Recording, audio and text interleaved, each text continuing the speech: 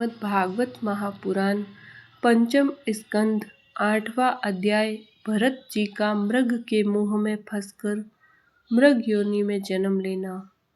श्री सुखदेव जी कहते हैं, एक बार भरत जी गंडकी में स्नान कर नित्य नैमित्तिक तथा शौच आदि अन्य आवश्यक कृत्यों से निवृत्त हो प्रणव का जप करते हुए 3 मुहूर्त तक नदी की धारा के पास बैठे रहे।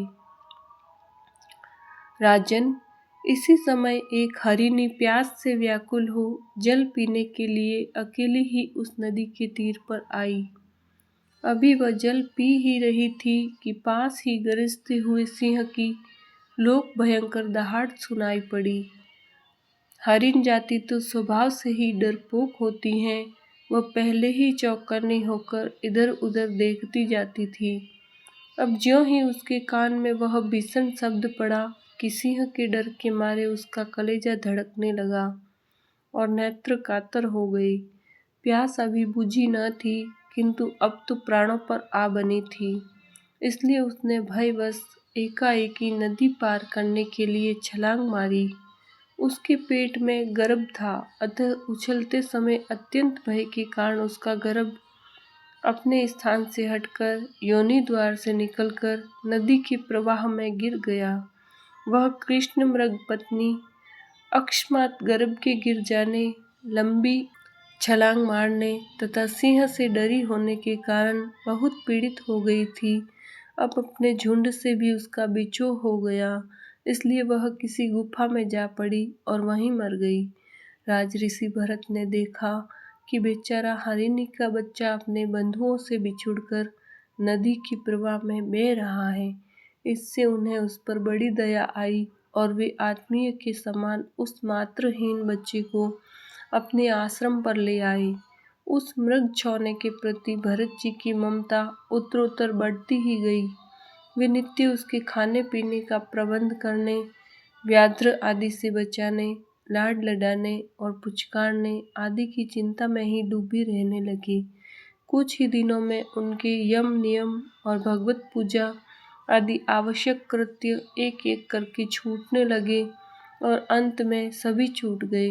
उन्हें ऐसा विचार रहने लगा, अहो कैसे खेद की बात है, इस बेचारे दीन मृग छौने को काल चक्र के वेग ने अपने झुंड सुहृदय और बंधुओं से दूर करके मेरी शरण में पहुंचा दिया है। यह मुझे ही अपना माता पिता, भाई बंधु और युद्ध के साथी संगी समझता है। इसे मेरे सिवा और किसी का पता नहीं है और मुझ में इसका विश्वास भी बहुत है। मैं भी शरणागत की अपेक्षा करने में जो दोष हैं उन्हें जानता हूँ, इसलिए मुझे अब अपने इस आश्रित का सब प्रकार की दोष बुद्धि छोड़कर अच्छी तरह पालन पोषण और प्यार दुलार करना चाहिए।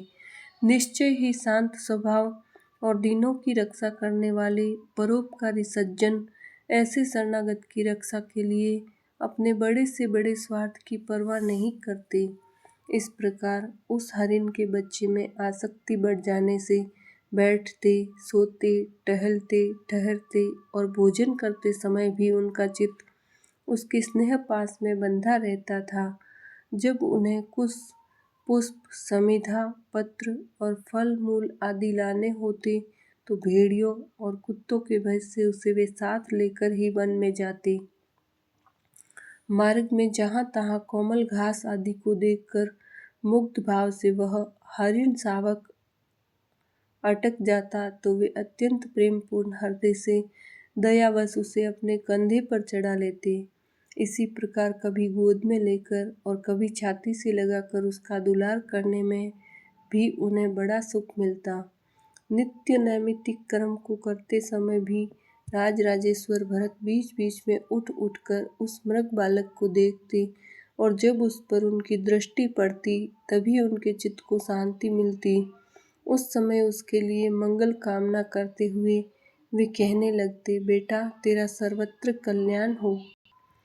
कभी यदि वह दिखाई न देता तो जिसका धन लुट गया हो उस दीन मनुष्य के समान उनका चित्त अत्यंत उद्विग्न हो जाता और फिर वे उस हरिणी के बच्चे की विरह से व्याकुल एवं संतप्त हो करुणावश अत्यंत उत्कंठित एवं मोहाविष्ट हो जाते तथा शोकमग्न होकर इस प्रकार कहने लगते, अहो क्या कहा जाए, क्या वह मात्रहीन दीन मृग शावक दुष्ट पहेलिए किसी बुद्धि वाले मुझ पुण्यहीन अनार्य का विश्वास करके और मुझे अपना मानकर मेरे किए हुए अपराधों को सत्पुरुषों के समान भूलकर फिर लौट आएगा? क्या मैं उसे फिर इस आश्रम में उपवन में भगवान की कृपा से सुरक्षित रहकर निर्विघ्न हरी हरी धूप चरते देखूंगा? ऐसा न हो कि कोई भेड़िया कुत्ता गोल बांधकर विचरने वाले सुकर आदि अथवा अकेले घूमने वाले व्याघ्र आदि ही उसे खा जाए। अरे संपूर्ण जगत की कुशल के लिए प्रकट होने वाले वेद त्रयी रूप भगवान सूर्य अस्त होना चाहते हैं, किंतु अभी तक वह मृगी की धरोहर लौटकर नहीं आई। क्या वह हरिण राजकुमार मुझ पुण्यहीन के पास आकर अपनी भांति भांति की मृग सावकोचित मनोहर एवं दर्शनीय क्रीड़ाओं से अपने स्वजनों का शोक दूर करते हुए मुझे आनंदित करेगा? अहो जब कभी मैं प्रणय कोप से खेल में झूठ मूठ समाधि के बहाने आंखें मूंद कर बैठ जाता, तब वह चकित चित्त से मेरे पास आकर जल बिंदु के समान कोमल और नन्हे नन्हे सींगों की नोक से किसी प्रकार मेरे अंगों को खुजलाने लगता था। मैं कभी कुशों पर हवन सामग्री रख देता और वह उन्हें दांतों से खींचकर अपवित्र कर देता, तो मेरे डांटने डपटने पर वह अत्यंत भयभीत होकर उसी समय सारी उछल कूद छोड़ देता और ऋषि कुमार के समान अपनी समस्त इंद्रियों को रोककर चुपचाप बैठ जाता था। फिर पृथ्वी पर उस मृग शावक के खुरजे के चिन्ह देखकर कहने लगते, अहो इस तपस्विनी धरती ने ऐसा कौन सा तप किया है जो उस अति विनीत कृष्ण सार किशोर के छोटे छोटे सुंदर सुखकारी और सुकोमल खुरों वाले चरणों के चिन्हों से मुझे, जो मैं अपना मृग धन लूट जाने से अत्यंत व्याकुल और दीन हो रहा हूँ, उस द्रव्य की प्राप्ति का मार्ग दिखा रही है और स्वयं अपने शरीर को भी सर्वत्र उन पद चिन्हों से विभूषित कर स्वर्ग और अपवर्ग के इच्छुक द्विजों के लिए यज्ञ स्थल बना रही है।